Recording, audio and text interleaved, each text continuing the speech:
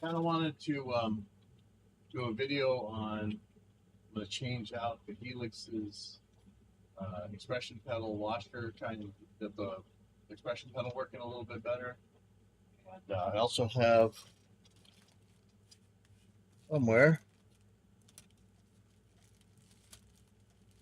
I also have the replacement switches for the foot switches on the pedal board. My number 2 switch, or my actually, what is that? 1, 2, 3, 4, 5, 6, 7, 8, 9. My number 9 switch on the Helix is getting a little bit goofy. These are supposed to be the switches that you're replacing with, but I'm kind of scared to do it. But I do want to fix the expression pedal. But I probably wasn't talking in the mic well. I'm a little bit too tired. We had our Aloha Jam a couple days. I was there earlier this morning at the jumps and had a late show. A late show last night. So I think I'm just gonna get through this, and then I'm gonna not sure what. Go home, go to skate park, just go to sleep. Who knows? But I will. Let's get to where we're here. Let's see. So this is a video called "The Entire History of Reaper" by Asodus 099 X. I don't know how you want to pronounce this thing. But every time I see one of these videos or documentaries about Reaper, they almost always leave me and Christoph out of it, and it's kind of not how that goes. So let's just watch this, and may or may not. I'd actually seen part of it before, and I actually commented that I hope it doesn't leave out the 2/3 of the developers or the history. But let's just watch it. I'm gonna watch as long as I can before I fall asleep. So here we go. Hey guys, before the video starts, we've just opened up a Discord server for the Squash community to talk about production, videos, and music. So if you'd like to join, the link will be in the description and the pinned comment. Thanks, now on to the video. Reaper is one of the new kids on the block when it comes. In 2008, maybe even 2010, you could say it's one of the new kids. But Pro Tools got really usable maybe 7 years before it. You could argue when the usable version of Pro Tools for completely replacing multi-track recorders was, but Reaper wasn't that far behind, and it was before, like, let's see, some newer stuff, Studio One, Harrison Mix Bus and stuff. So I don't know. It's not all that new anymore. I remember when it was new, but and we were the new guy on the block, but not so new anymore. To DAWs. Just like when you have a household full of older brothers, the youngest one tends to get the short end of the stick. However, I think we should give Reaper a fair shake. And I don't know who's giving us the short end of the stick. I don't know what you mean. And again, at the time of this, it was, let's say, 6 or 7 years after Pro Tools got viable. And now we are almost 20 years. Reaper's 19th anniversary is already gone. So that's kind of, I don't know how much this matters. Dive into the history of one of the younger contenders in the music software industry. Most audio workstations were first released or had precursors in the 90s or even earlier, like Q. Well, let's look at this list. PreSonus, definitely not. Traction, definitely not. Bitwig, definitely not. Reason, definitely not. Fruit Loops, definitely not. So yeah, I don't know about that. Some of these are newer than Reaper as well. Cubase and Pro Tools. Contrary to that, Reaper was released in 2006 by the company Kakos. Things were weird in 2006. Twitter had just launched, Enron was on trial for conspiracy and fraud, and we had a spinach-related E. coli outbreak in the States. Anyways, I was always drawn to this program simply because of the name. It's a kinda badass name for a program. Reaper was originally an acronym for Rapid Environment for Audio Production, Engineering, and Recording. Since it was so late to the party for music software, the original version of Reaper was offered basically for free just to get... Wait. How is, again, it's not so late to the party. There's newer DAWs than Reaper. Like, I don't know why he keeps going over this. The party for music software, the original version of Reaper was offered basically for free just to get the name out there and people using it. No. Reaper's not free. I know he said basically for free, but it is honorware. It wasn't in any way priced that way to get the name out there. Maybe he'll get into what Justin's background is, but it's not. I mean, you can run the numbers yourself. It wasn't done to get the name out there. That is a horrible misconception. We got the name out there by getting the name out there, and didn't spend a penny on advertising. So, but yeah, that was not true at all. The developer of Reaper named Justin Frankel decided to start his own company after leaving Nullsoft, which is another company he also founded in '97. His stated goal when creating Reaper... Yeah, so he sold Nullsoft to AOL Time Warner. That's and that's why a lot of this money talk probably isn't accurate. He doesn't... I was going to say he doesn't need it, but he was pretty well off in that. Was simply to put the user first above all else. This is blatantly apparent in almost every aspect of the program, Yes. all the way I'm glad he got that. You put the user first, wanted to make everything ergonomic, wanted to give... So my whole philosophy, and I know he says this is a developer of Reaper, but there's also me and Christoph Theobald. And, what I wanted was the equivalent of a patch bay, a screwdriver, and a soldering iron, and a handful of connectors and cables like you would have in a studio. And the DAWs that were out at the time, you just could not route the way you could in the real world. And it was kind of a pain, especially for things like side chaining and stuff. And there were sort of ways you could do this in Pro Tools and stuff.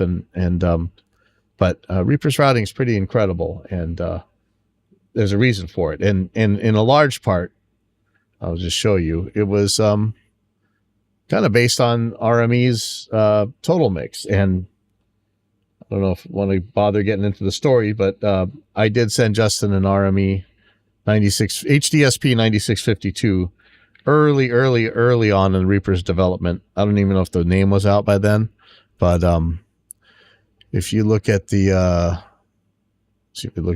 routing matrix, very similar to how Reaper's routing matrix works, and this is why. Because we were kind of RME nuts. down to its price. Presently, Reaper sells parent in almost every aspect of the program, all the way down to its price. Presently, Reaper sells for $225, but you can get a discounted license if you're an individual not using it for commercial use, or you're a nonprofit organization. Starting out, it was very bare bones and only came with the essentials and was basically a sandbox for you to work with. And it's still a sandbox for us to work with. I'm not opposed to a program having few stock sounds, but I think that it does make it a lot harder to learn when you have to figure out how to download free third-party plugins and samples, but Reaper's job was not to provide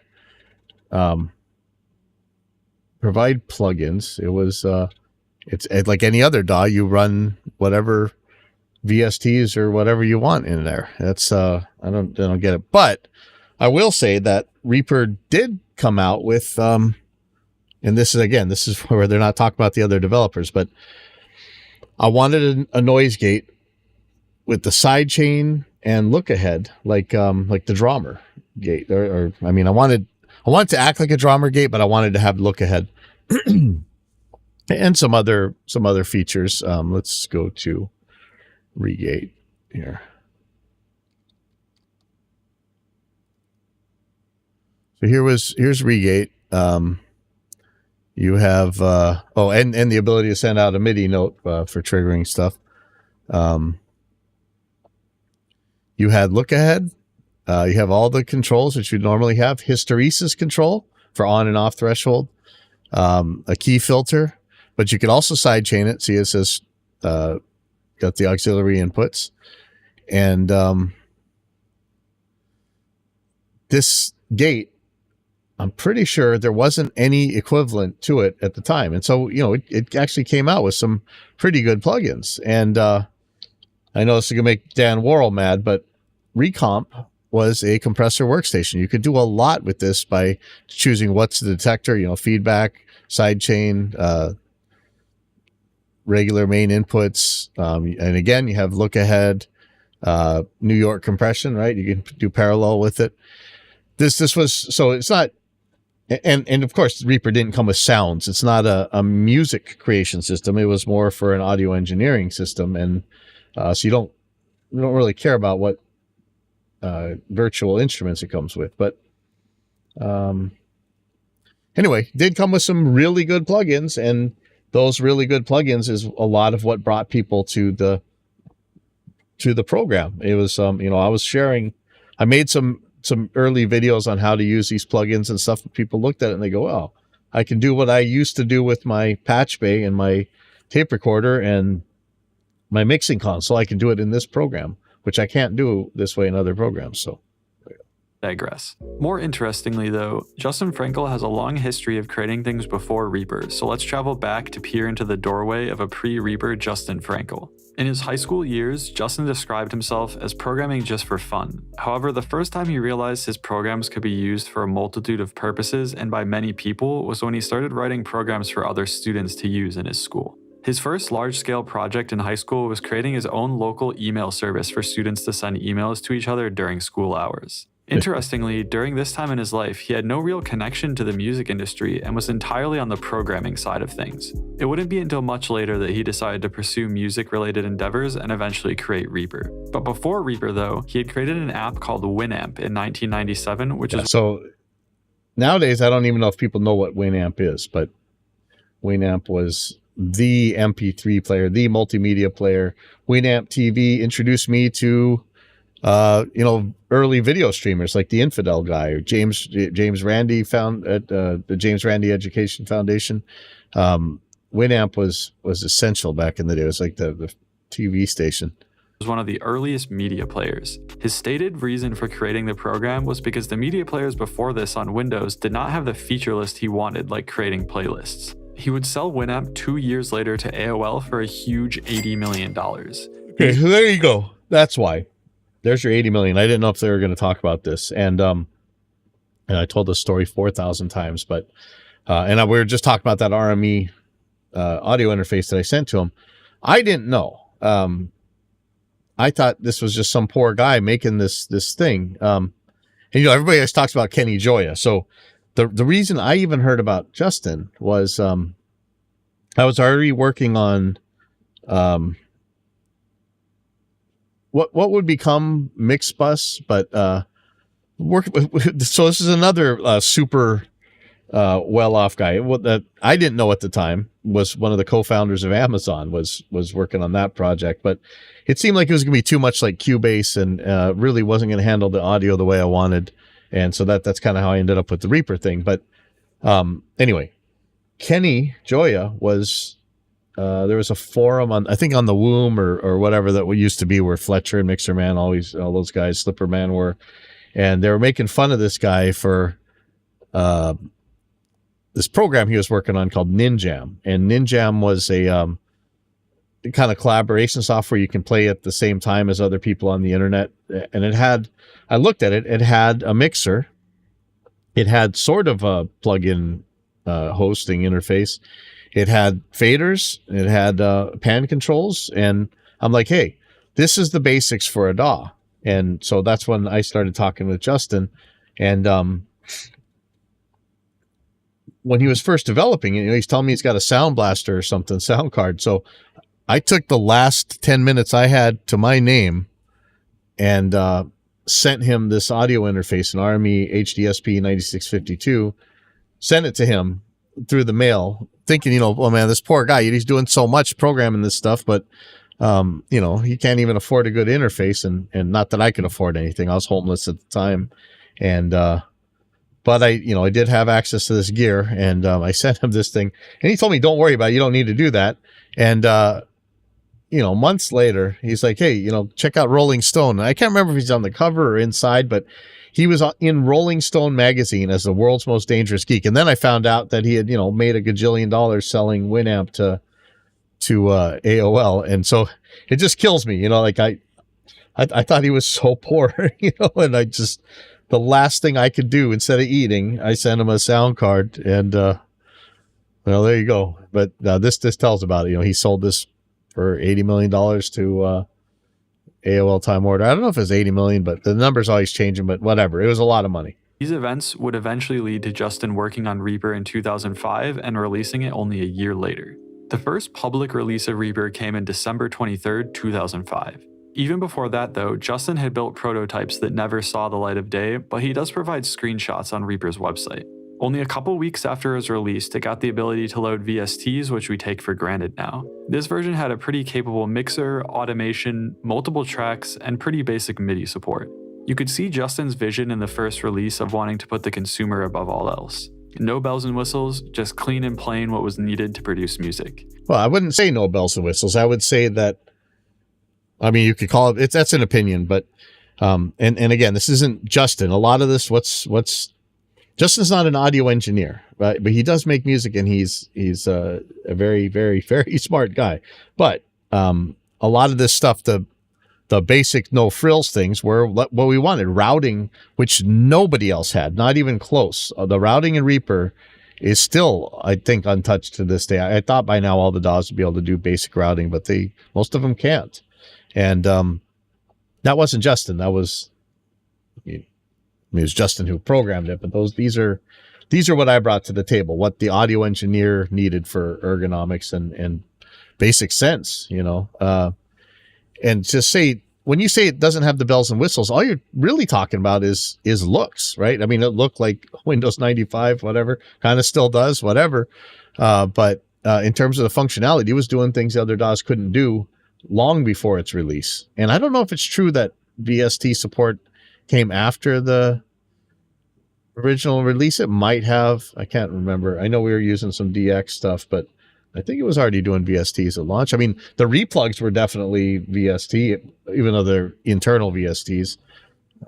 Of course, this would change over time, but I think he succeeded in sticking true to his original reason for creating Reaper. Many updates would happen very rapidly. I don't know that this guy's actually got into why Reaper was created. Reaper was created because the DAWs around at the time couldn't do what they wanted. Remember, I was right next to where, Pro Tools marketing arm was, the Conservatory of Recording Arts in Arizona. And, we'd have the teachers and the students come by, the guys who actually were Pro Tools experts, and we would do a race of like editing toms or editing drums. And back then Reaper didn't exist. I was using Vegas, and it was my shtick. We'd start, I'd finish, I'd drive down to 7-Eleven and grab everybody chocolate coffee and come back. And the guy on Pro Tools was still editing. That's why Reaper was created. The programs at the time weren't doing what we wanted. And a big part of this was the Crossfade community, who was, there were Vegas users, Acid users, Sonar users that were all looking to come up with, some kind of DAW that would do what they wanted. And I was part of that community. I had this hand-drawn notebook of what I wanted to see in a DAW. And it was, you can go back to the history of Ardor or Harrison Mixbus, or you can look at the real history of Reaper, and you'll see that these were the features that I really wanted to see. And of course, lots of this stuff is Justin's, but say the vision for the audio engineering side, I don't know if I've ever said it this blatantly before, but that's me. For a lot of the features you guys are talking about, or most people talk about. But, I had no inkling of, I want to be able to script this and do all this user customizable stuff. That's all Justin, and it's incredible. And if you don't know about that in Reaper, you can just go and build your own stuff. Let's see. Let me go to, let's say this 3-band EQ right here. I can go and edit, and actually, here's you can build your own plugins inside Reaper while you're going, if you know what you're doing. It's absolutely incredible. And that's something that's Justin stuff. That's not me stuff. But audio engineering, that's me. During the first phase of Reaper, including adding MIDI control surface support, ability to render MP3 files, and the ability to change tempo of your projects with automation. People who started using Reaper early on, that was one of the big pains in Vegas, right? Is you couldn't have multiple tempos in the same project, but from right away Reaper had that. were fans of its simple approach and the fact that everything loaded so quickly. That was another thing. Reaper was tiny. It's still tiny, but at the time it would fit on a floppy disk, and you didn't even have to install it. You could just run it depending if you made like a USB key or whatever. It was so small and so fast, and it's still. I mean, if you go to DawBench, the guys who actually do all the benchmarking for computer builds and plug-in tests and things like that, they still use Reaper for that because its efficiency is insane.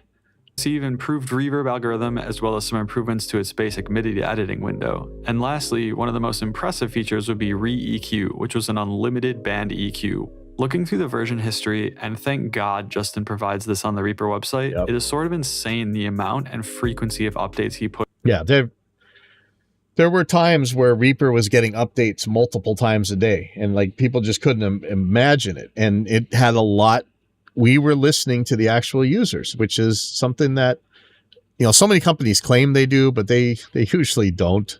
But in this case, we're listening to the actual user base, and updates were coming out fast and furious. Now it's not so crazy. Like sometimes when I log in on Reaper, it tells me there's an update. But I mean, before, like it was in 2005, 2006, it was daily. It was just constant updates, and pretty incredible. So he's already at Reaper 2 though on this video. This is way past, like most of the history of Reaper happened a lot earlier than that. The important stuff. There's, again, me and Christoph Theobald should be mentioned in here, but I don't see pushed out for this program. We'd only need to wait a measly year for Reaper to get its next large update. Version 2 would be the release that saw some of the most important core additions to Reaper that we all take for granted in DAWs nowadays.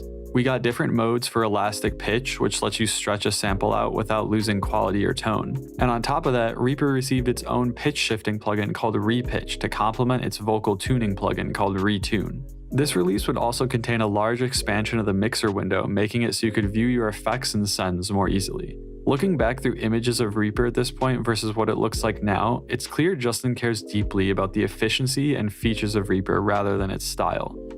Well, not just Justin. Again, I'm Mr. Form follows function and WYSIWYG, right? Like,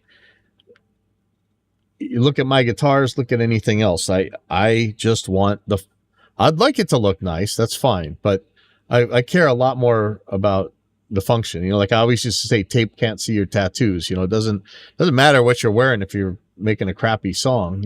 It doesn't matter what you're wearing if you're making a good song. And one of the things I always said is if your customers, as an audio engineer, care more about what colors and pictures are on your computer screen than the sound coming out of your speakers, you're already in bigger trouble than anybody can help you with. It'd come into its own by now, and most visual changes would be subtle as the workflow had been well established. This version would also bring 3 new... This looks like there's some white tie stuff already on Reaper 2. I think that's about when he came on. Plugins, which were Redelay, Revoice, and Revocode. The delay plugin was, as its name suggests, just a plugin to generate delays. Revoice was a pitch shifting plugin for vocal performances that can be controlled with MIDI, and the vocoder was a simple modulation vocoding plugin. During 07 and 08, Reaper saw a huge surge in popularity as it had gained enough features and stock sounds to compete with its peers. It's not stock sounds.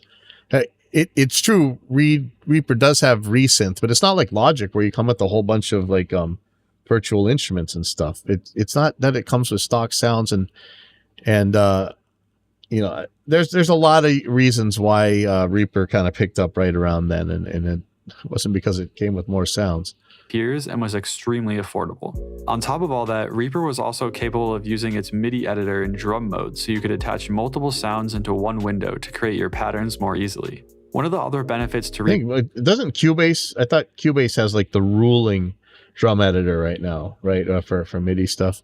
I mean, the Reaper one definitely works, but I think, I think the Cubase one's probably really killer. Was that early on, it was compatible with both Mac and Windows, getting many updates for Mac during this time to remain competitive with Logic. Unlike its older brother FL Studio, who took nearly 20 fucking years to add Mac support. It's okay, FL, I still love you.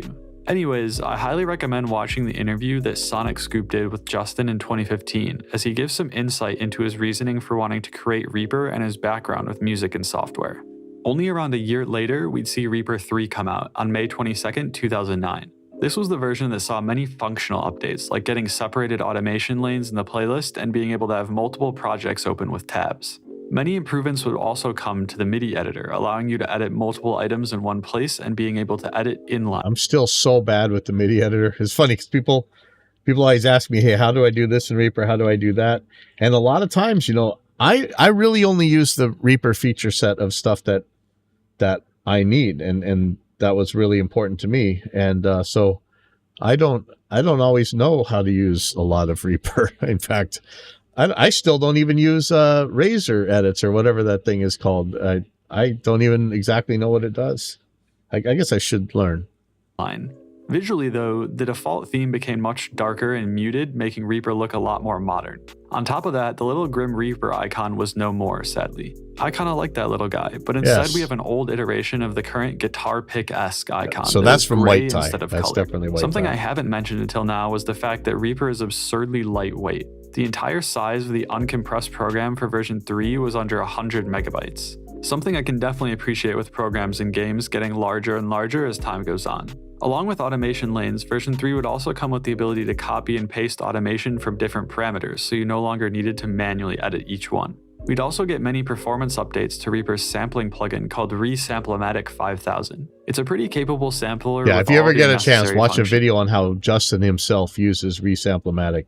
It's pretty epic. That guy's, I mean, he's a serious genius. He turns Reaper into an instrument. Like pitch, attack, or release, although it's definitely not as advanced as something like Alchemy from Logic. Like I had mentioned before, version 3 had many functional updates, and most of the stock plugins like EQ, delay, and reverb were upgraded to work smoother and better overall. I installed all the versions of Reaper just to see what they were like to use, and by this version, Reaper had come into its own and was definitely on its way to becoming a fully stacked DAW. Reaper 4 would come on. I don't know what stacks you were missing. I mean, I was definitely mixing albums with Chester Bennington. And I think before Reaper was even officially released over at Cherokee Studios. Maybe it's already on version 1. But it's definitely before version 3 or 4. Only 2 years after version 3. But something interesting outside the program would also happen, and that was the Reaper blog. This blog would detail the happenings at the time related to the music software industry, Reaper itself, and also included some news posts and tutorials. Part of this blog was also showing off artists who had created music with Reaper to not only give them promo, but to show off. This is John Tidy's channel. It's not official Reaper or anything, but he is aside from Kenny, maybe, if you want to know something about Reaper, most likely John Tidy has a video on it, or you can get a hold of him directly. He's easy to get a hold of. Off what could be done with the software. One of those artists was Camellia, who has a YouTube channel and makes insanely high BPM mishmashes of dubstep, drum and bass, and trap. Apologies if I pronounced the name wrong. Aside from that, version 4 would also receive some new plugins, one of which being Resurround, which is a digital multi-speaker panning plugin that supported an unlimited number of virtual speakers. This would also mark a point in time where you could create your own themes for Reaper, something I believe other software sorely needs. Thank God FL Studio is at. I think you were able to do themes in Reaper 1. You were able to customize stuff pretty early on, but I'm not, maybe Reaper 4 is when you had switchable themes? No. I was already making themes.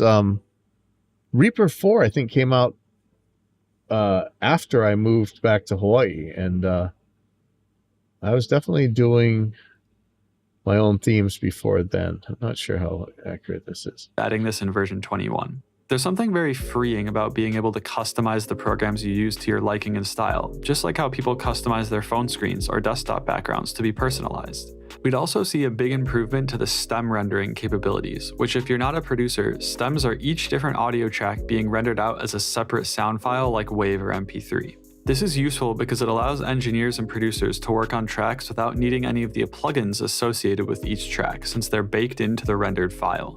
Lastly, this version would mark the point at which the Reaper logo would be finalized, and still looks like what we see today in version 6.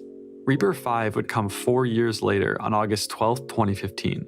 Looking through the patch notes of this version, an absurd amount of fixes and performance updates would come along with version 5. And that's usual, man. We only see part of the updates. Usually if you go to help, let's see, changelog. So you can always go through here and take a look at what's been changed. And it's usually a lot of stuff, man. Justin is crazy. Look at this thing. All this stuff. And then you can go back and look at the older changelogs. If you're at all interested in this type of stuff, I highly recommend going to Reaper's website and looking through their version history, along with downloading any old version you want to mess with. The best part, all these old versions are free to download. Anyways, version 5 would be the first time we saw support for VST3 plugins. VST3 is important because it marked a time where VST plugins Is that true? I don't know if that's true. got a huge performance boost using much less of your computer's resources, which works in I don't know if that's true at all. VST3 just was supposed to give us side chains in an easier way and stuff, but we're already side chaining. tandem with Reaper's lightweight approach to music production. They're also more accurate with automation and sample rate, and best of all, allow for resizing of plugins where the interface scales with size. It may not seem like a big I think you could do that before. deal, but holy shit does it suck having a tiny plugin on a 4K monitor that can't be changed in size. In terms of new plugins though, we get probably the coolest feature in Reaper, and that's the addition of Super 8. Now before we get into what this plugin does, I think it's important. Yeah, so it's funny because this guy has a totally different use case for Reaper than a lot of the audio engineers do. But Super 8, go watch a video on Justin with Super 8. Like, it's just crazy what he does with this stuff. To mention something else here. Super 8 is a JS plugin, which is a Reaper native plugin that only works within Reaper, unlike VSTs. All of your JS plugins in Reaper have the option to view the actual code of the plugin so that's written what I in showed you earlier. Rescript and is modifiable. It's pretty insane that you're allowed to modify plugins on the code level for your liking if you know what you're doing. Unfortunately, I have no idea how to write computer code, but still I have not seen this feature in any other DAW. Anyways, Super 8 is essentially a cell-based looping plugin that lets you have 8 different loops within it that can be messed with to your liking. We'd wait another 4 years, and on December 3rd, 2019, Reaper 6 would come out, which is the current version in the modern day. Many upgrades to the stock plugins like Sample-O-Matic, EQ, and Reverb would come along with version 6. And Spectral Peaks, which is super awesome. All of the user interface now scaled properly, so you could work on non-common resolutions and Reaper would display correctly. It also received some nice updates to the mixer, like being able to horizontally scroll rather than being displayed in its native arrange view, as well as being able to group and label your effects. We'd also see a new way to edit with Reaper's Razor Edit feature that allows you to draw, move, copy, or transform the selected media, whether it's samples, MIDI, or automation envelopes. It was a total blast looking at one of the new kids on the block when it comes to music software. It's so clear to me how much Justin cares about this program, and I would 100% suggest you guys give Reaper a shot if you're into music production or thinking about starting out. It's a super easy DAW to jump into and learn. It's not overly complex, it's not too bare bones, it's sort of like that one fairy tale with Goldilocks and the soup that's just right. Anyways, I hope you guys enjoyed learning about Reaper with me. Thank you guys for watching, stay safe out there, and I'll see you in the next video. All right, I am croaking. I am probably just going to go home. But thanks for tuning in. Tomorrow, hopefully, I'll be actually doing some mixing and maybe doing